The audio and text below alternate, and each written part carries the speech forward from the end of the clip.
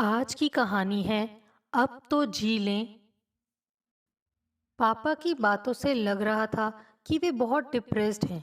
मैं चाहता तो बहुत हूँ कि उनसे मिलने का प्रोग्राम बना लूँ, लेकिन नौकरी की बेड़ियों ने ऐसा बांध रखा है कि क्या कहूँ।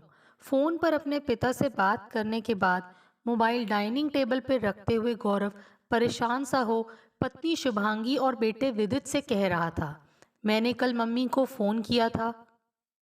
वे बता रही थी कि आजकल पापा बहुत मायूस से रहते हैं। टीवी देखने बैठते हैं तो उन्हें लगता है कि सभी डेली सोप और बाकी कार्यक्रम 60 साल से कम उम्र वाले लोगों के लिए ही हैं। बालकनी में जाकर खड़े होते हैं तो लगता कि सारी दुनिया चल फिर रही है, केवल वे ही कैदी से अलग थलग हैं। उन्हें लगने लगा है कि दुनिया में उनकी ज़रूरत ही नहीं है।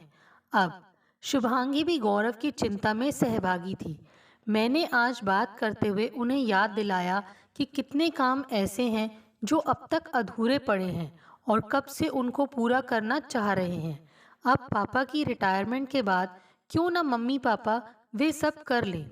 मसलन मम्मी के बाएं हाथ में बहुत दिनों से हो रहे दर्द का ढंग से इलाज, पापा का फुल बॉडी चेकअप और घर में जमा हो रहे सामान से छांट कर बेकार पड़ी चीज़ों को फेंकने का काम भी। पापा किसी बात में रुचि ही नहीं ले रहे हैं, बस शिकायत कि तुम लोग इतना कम क्यों आते जाते हो यहाँ। गौरव के हृदय की पीड़ा मुख से छलक रही थी। मम्मी भी फ़ोन पर अक्सर हमारे नहीं जाने की शिकायत करती हैं।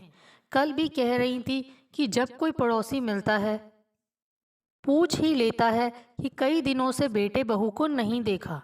शुभांगी बेबस सी दिख रही थी। हमारी प्रॉब्लम जब मम्मी पापा ही नहीं समझ पा रहे हैं तो पड़ोसियों से क्या उम्मीद की जाए। एक दिन भी ना जाओ तो खटक जाता है बॉस को, तुम भी कितनी छुट्टियां करोगी स्कूल की। फिर विदित की पढ़ाई लिखाई भी है। चलो कोशिश करते हैं इस इतवार को चलने की। गौरव कुछ सोचता सा बोला, दादाजी और दादी जी से मिलने का मेरा भी बहुत मन है, लेकिन इस वीकेंड पर मैथ्स की ट्यूशन में प्रॉब्लम्स पर डिस्कशन होगी, मैं मिस नहीं कर सकता। 12 वर्षीय विदित की भाव भंगिमाएं बता रही थी कि आजकल बच्चे पढ़ाई को लेकर कितने गंभीर हैं। कुर्सी से पीठ टिका आंखें मूंदकर उंगलियां चटकाते हुए गौरव गहन चिंतन में डूब गया। उसके पिता अरुण 3 वर्ष पहले निदेशक के पद से सेवानिवृत्त हुए थे।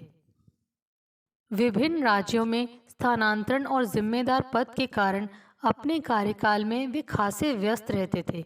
रिटायरमेंट के बाद का खाली जीवन उन्हें रास नहीं आ रहा था। मेरठ में अपने पैतृक मकान को तुड़वा आधुनिक रूप देकर बनवाए गए मकान में परिवार के नाम पर पत्नी ममता ही थी। बड़ी बेटी पति के साथ ऑस्ट्रेलिया में रह रही थी, इसलिए अरुण और ममता की सारी आशाएं गौरव पर टिकी रहती थी। उनका सोचना था कि मेरठ से नोएडा इतना दूर भी तो नहीं है कि गौरव का परिवार उनसे प्रत्येक सप्ताह मिलने ना आ सके। गौरव विवश था, क्योंकि प्रतिस्पर्धा और व्यस्तता के इस युग में समय ही तो नहीं है व्यक्ति के पास। खाना खाकर विदित अपने कमरे में जा स्टडी टेबल पर पुस्तकों में खो गया। शुभांगी सुबह के नाश्ते की तैयारी करने किचन में चली गई और गौरव भी अपनी सोच से बाहर निकल लैपटॉप खोल मेल के जवाब देने लगा। थक कर चूर उन सभी को प्रतिदिन सोने में देर हो जाया करती थी। नोएडा के 3 बेडरूम फ्लैट में रहने वाला गौरव एक मल्टीनेशनल कंपनी में मैनेजर के पद पर कार्यरत था। पत्नी शुभांगी वहीं के एक विद्यालय में अध्यापिका थी। गौरव सुबह 8 बजे दफ्तर के लिए घर से निकलता तो रात के 9 बजे से पहले कभी घर वापस नहीं आ पाता था। कभी कभी काम ज़्यादा होने से रात के 11 तक बज जाते थे। विदित और शुभांगी सुबह 6:30 बजे साथ साथ निकलते और एक साथ ही वापस आ जाते। विदित उसी विद्यालय में पढ़ रहा था, शुभांगी जिसमें टीचर थी।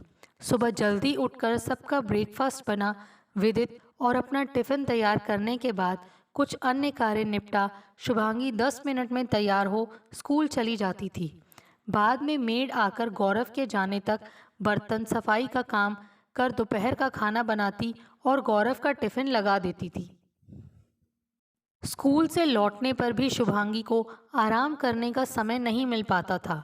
विदित के लिए मेड का बनाया खाना गर्म कर उसे ट्यूशन के लिए छोड़ने जाती, लौटकर खाना खा गमलों में पानी देती, आरओ से पानी की बोतलें भरकर रखती और सूखे कपड़े स्टैंड से उतारकर इस्त्री के लिए देने जाती। वहीं से वह विदित को वापस लेकर घर आ जाती थी। अपनी शाम की चाय पीते हुए होमवर्क में विदित की मदद कर वह रात के खाने की तैयारी में जुट जाती। शाम को रसोई संभालने का काम शुभांगी स्वयं ही करती थी। इसके दो कारण थे। पहला यह कि विदित और गौरव को उसके हाथ का बना खाना ही पसंद था। दूसरी, चारों ओर से वह बचत के रास्ते खोजती रहती थी। फ्लैट के लिए गए लोन की कई किश्तें बाकी थी अभी। गौरव और शुभांगी का लगभग 12-13 वर्ष पूर्व प्रेम विवाह हुआ था। उस समय शुभांगी दिल्ली के एक स्कूल में पढ़ा रही थी। आईआईएफटी कोलकाता से एमबीए करने के बाद गौरव ने भी कुछ दिन पहले ही दिल्ली की एक कंपनी में नौकरी शुरू की थी। शुभांगी से जब उसकी मेट्रो में पहली मुलाकात हुई थी तो दोनों को ही लव एट फर्स्ट साइट जैसा अनुभव हुआ था। पहली नज़र का प्यार जल्द ही परवान चढ़ा और दोनों ने जीवन साथी बनने का फैसला कर लिया। शुभांगी के परिवार वालों को इस रिश्ते से कोई आपत्ति नहीं थी। ममता ने भी इस विजातीय विवाह की सहज स्वीकृति दे दी थी, लेकिन अरुण इस विवाह के विरुद्ध था। बाद में ममता के समझाने पर उसने भी विवाह के लिए हामी भर दी थी। विवाह के बाद कुछ समय तक गौरव शुभांगी के घर पर रहा। फिर नोएडा की एक बहुराष्ट्रीय कंपनी से बढ़िया ऑफर मिला तो वहीं किराए का मकान ले लिया।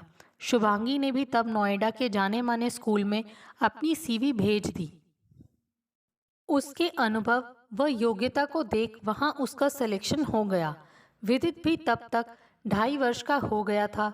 शुभांगी ने उसका एडमिशन अपने स्कूल में करवा दिया। कुछ वर्ष किराए के मकान में बिताने के बाद गौरव ने नोएडा में अपना फ्लैट खरीद लिया। गौरव चाहता था कि अरुण के सेवानिवृत्ति होने पर मम्मी पापा उसी के साथ ही रहें। यही सोचकर उसने बड़ा फ्लैट खरीदा था।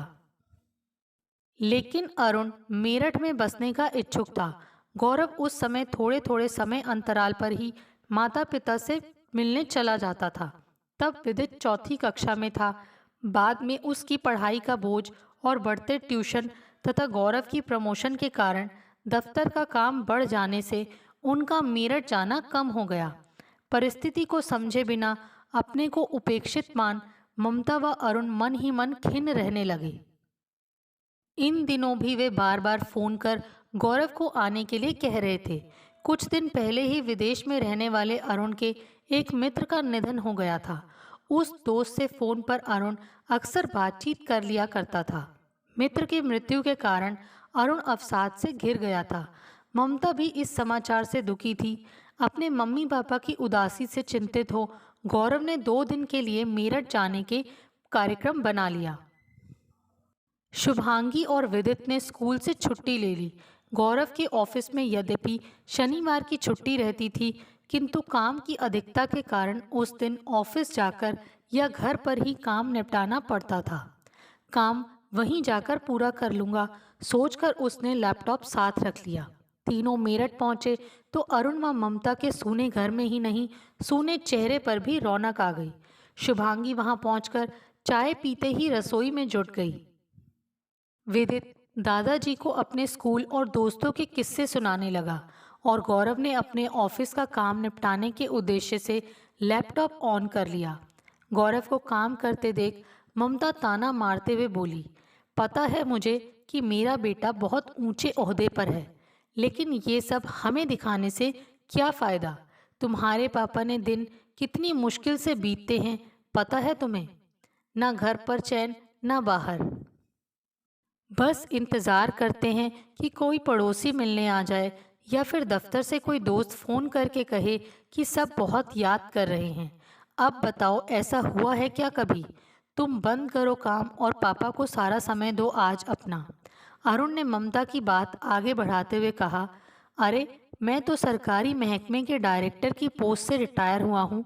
इतना काम तो मैंने भी नहीं किया कभी। तुम क्या जबरन ओट लेते हो काम को अपने ऊपर। पापा प्राइवेट सेक्टर में कंपटीशन इतना बढ़ चुका है कि मैं काम सही ढंग से नहीं करूँगा तो मुझे रिप्लेस करने में उन्हें 2 दिन भी नहीं लगेंगे। चलिए, आपकी बात मानते हुए नहीं करूँगा आज काम, लेकिन 1-2 दिन हम लोग आपके पास रह भी जाएंगे तो क्या हो जाएगा। आप लोग ही चलिए ना हमारे साथ। गौरव काम बीच में ही छोड़ लैपटॉप शट डाउन कर मुस्कुराता हुआ बोला। कहाँ चलें? तुम्हारे घर? अरे बेटा, वहाँ भी तुम तीनों रोज अपने अपने काम पर निकल जाओगे। मैं और ममता फिर अकेले हो जाएंगे। यहाँ कम से कम पुराने पड़ोसी और यार दोस्त तो हैं। फिर मैं तो दूध सब्जी लेने जाता हूँ तो किसी ना किसी से दुआ सलाम हो ही जाती है। असली मुश्किल तो तुम्हारी मम्मी की है। यहाँ की किट्टी में छोटी उम्र की औरतें ज़्यादा आती हैं। ये कहते हैं कि उनके साथ बात करूं तो वही सास ननद की शिकायतें लेकर बैठ जाती हैं। फोन पर कितना बतिया लेंगी अपनी हम उम्र सहेलियों के साथ, कहकर अरुण ने ममता की ओर प्रश्नवाचक दृष्टि से देखा। ममता ने हामी में सिर हिला दिया। शुभांगी किचन में खड़ी उनकी बातें सुन रही थी। बाहर निकल अपनी एक सहेली की मम्मी के विषय में बताते हुए बोली, मेरी फ्रेंड शिवानी की मम्मी उसके पापा के दुनिया से चले जाने के बाद बहुत अकेली हो गई थी। उन्हें बागवानी का बहुत शौक था। छोटा सा किचन गार्डन भी था उनके आंगन में। वे अक्सर फ़ोन पर गार्डनिंग की प्रॉब्लम्स, तरह तरह के पौधों और फूलों की देखभाल और खाद वगैरह के बारे में अपने भैया से डिस्कस करती रहती थी। शिवानी के वे मामा यूनिवर्सिटी के हॉर्टिकल्चर डिपार्टमेंट में लेक्चरर थे। उनके कहने पर आंटी ने इस सब्जेक्ट को इंटरेस्टिंग बनाते हुए हाउसवाइफ्स के लिए वीडियो बनाकर अपने यूट्यूब चैनल पर डालने शुरू कर दिए। यू नो, धीरे धीरे वे इतनी पॉपुलर हो गईं कि लोग सजेशंस मांगने लगे। फेसबुक और इंस्टाग्राम पर जब वे अपने सुंदर सुंदर गमलों और क्यारियों की पिक्स डालती तो लाइक्स और कमेंट्स की बरसात हो जाती। इससे जिंदगी में उन्हें खुशियां तो मिली ही, साथ ही वे बिजी भी हो गईं। शुभांगी की बात पूरी होते ही ममता तपाक से बोली, मुझे भी कुकिंग का बहुत शौक है। इनका जहाँ भी ट्रांसफ़र हुआ वहाँ का खाना बनाना सीख लिया था मैंने। हिमाचल प्रदेश के तुड़किया भात और बबरू, मध्य प्रदेश की भुट्टे की कीस, गोवा के गोइन रेड राइस और फोन्ना कड़ी, बंगाल के आलू पोस्तो, पीठा, लूची, संग छोलार दाल और अरे बहुत कुछ। सुनोगे? हाँ हाँ, सब सम्मिलित स्वर में बोले। ममता ने दोगुने उत्साह से बोलना शुरू कर दिया। जब गौरव के पापा के साथ मैं इंडिया से बाहर गई थी तो पर हम तो सब गेस्ट हाउस में ठहरे थे, वहाँ कैसे सीखा? अरुण ने आश्चर्यचकित हो ममता की बात बीच में ही काट दी। आपके काम पर चले जाने के बाद मैं हर रोज़ गेस्ट हाउस के किचन में पहुँच जाती थी। भाषा तो नहीं जानती थी वहाँ की, लेकिन खाना बनते देखती रहती थी। फिर इस्तेमाल होने वाली चीज़ों के नाम इशारे से पूछती तो शेफ़ भी टूटी फूटी इंग्लिश में बता देते थे। सभी ठहाका लगाकर हंसने लगे। शुभांगी तालियां बजाते हुए बोली, वाह मम्मी, क्या क्या सीखा आपने?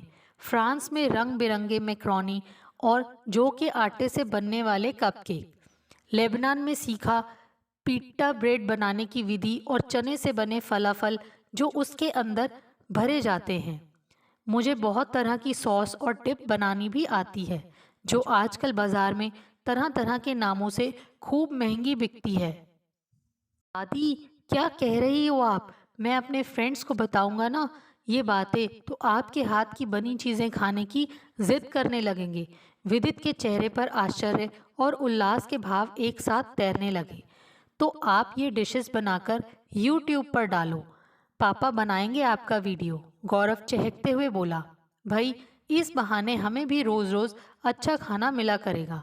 अरुण खिलखिलाकर हंस दिया। घर के सभी लोग उत्सव सरीखे वातावरण में भीग रहे थे। अगले दिन विदित दादाजी को वीडियो बनाना और उसे यूट्यूब पर डालना सिखा रहा था।